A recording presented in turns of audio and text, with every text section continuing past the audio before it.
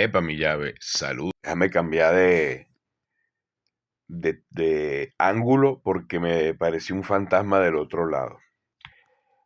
Epa, mi llave, saludos, feliz sábado, feliz mañana.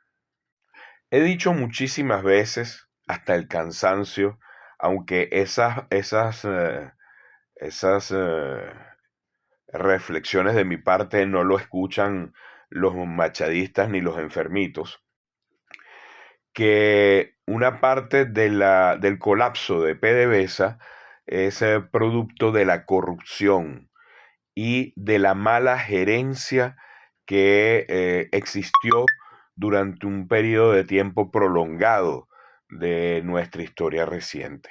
He dicho infinidad de veces que muchos de los problemas de nuestras empresas de servicios, electricidad, agua, gas, también obedece a lo mismo.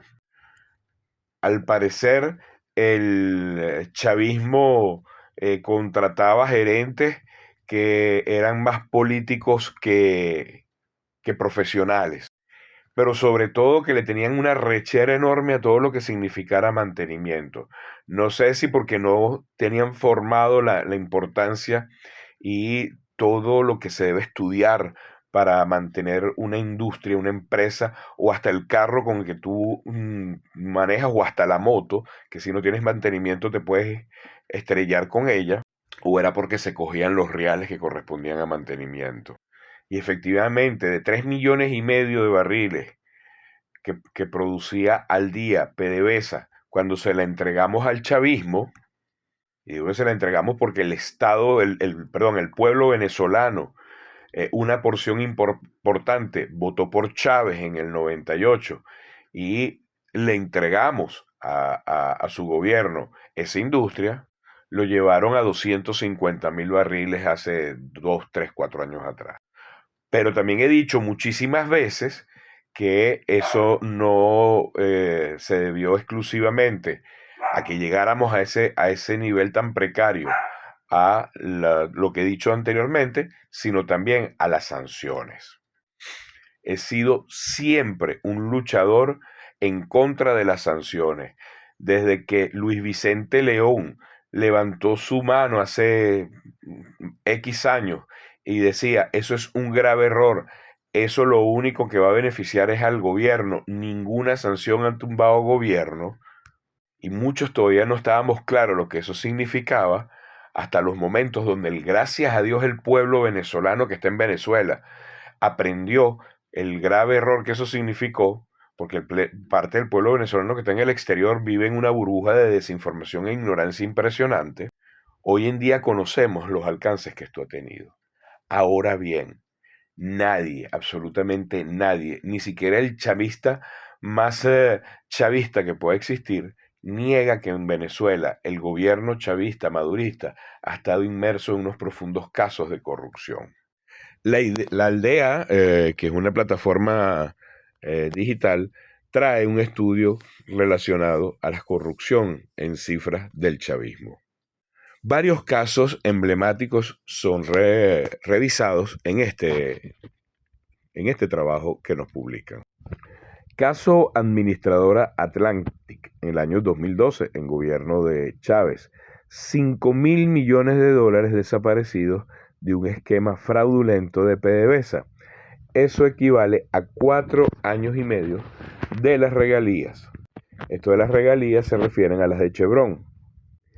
Se denunció un desfalco de unos 5,000 millones de dólares de PDVSA durante la gestión de Rafael Ramírez.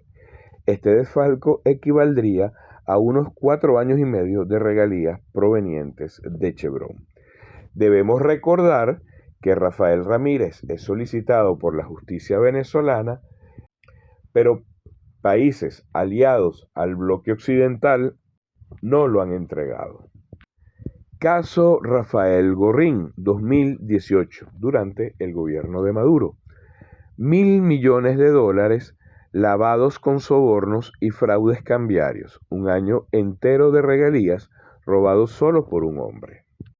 El magnate de la propaganda chavista Raúl Gorrín fue acusado en Estados Unidos de lavar más de 1,000 millones de dólares, desviados de PDVSA a través de sobornos y esquemas de cambios de divisa. Esto significa que solo Gorrín lavó lo correspondiente a casi un año entero de las regalías de Chevron. Debemos recordar que el yerno de Antonio Ledesma está preso en Estados Unidos y se declaró culpable por estar vinculado a casos similares.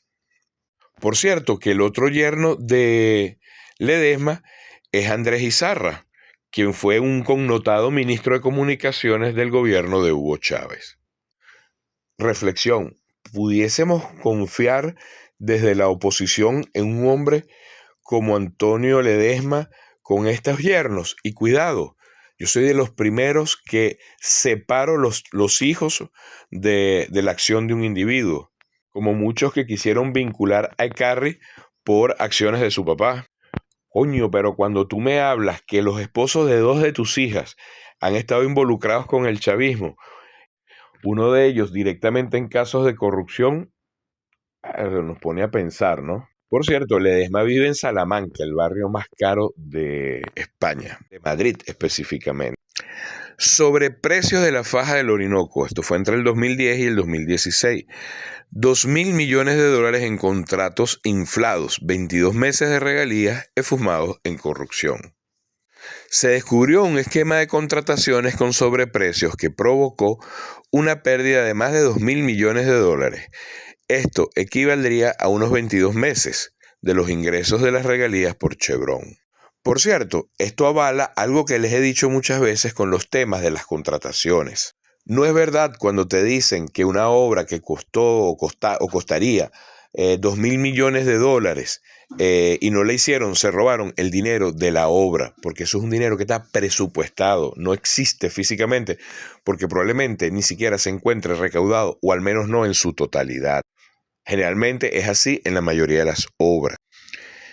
Ahora bien, si la obra ha sido ejecutada, la manera como sí puede haber un dolo es que haya sobreprecio en la misma, o que se haya pagado una comisión por la asignación de la obra o del contrato. Ahí sí. Y con esto uno no está defendiendo al régimen, porque exactamente pasaba lo mismo en la Cuarta República. Hacían señalamientos políticos de que se habían robado el dinero de una obra porque no se había ejecutado, cuando ese dinero, si bien estuvo presupuestado, no se terminó ejecutando. ¿Por qué? Porque tal vez cayeron los ingresos y no dio el dinero para pagarla, etc. O también las obras que quedan inconclusas. Caso Tarek El Aissami, 2023, 23.000 millones de dólares en corrupción petrolera, 20 años de regalías de Chevron, volaron de los bolsillos del chavismo. Bueno, recordemos varias cosas, ¿no? Los actos de corrupción donde estuvo involucrado El Aissami se facilitaron precisamente gracias a las sanciones y la imposibilidad de PDVSA de poder hacer sus contrataciones y cobrarlas a través del sistema SWIFT. Esto llevó a un sistema de criptomonedas y este tipo de monedas virtuales que facilitaron este acto de corrupción. Es decir, que si a ver vamos, los cómplices de esta corrupción fueron los que solicitaron las sanciones.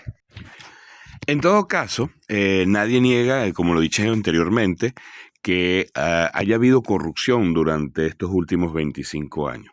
Ahora, lo que parece inapropiado es en estos momentos donde es importante consolidarnos para evitar que el país caiga en una desgracia económica nuevamente por culpa de un grupo político, que una plataforma informativa como esta, vendida a esta oposición malsana, pretende hacer unos cálculos como estos, restando entonces la importancia que tiene la licencia 41 para que Chevron siga funcionando. En todo caso, aquí hago una reflexión todavía mucho más interesante, ¿no?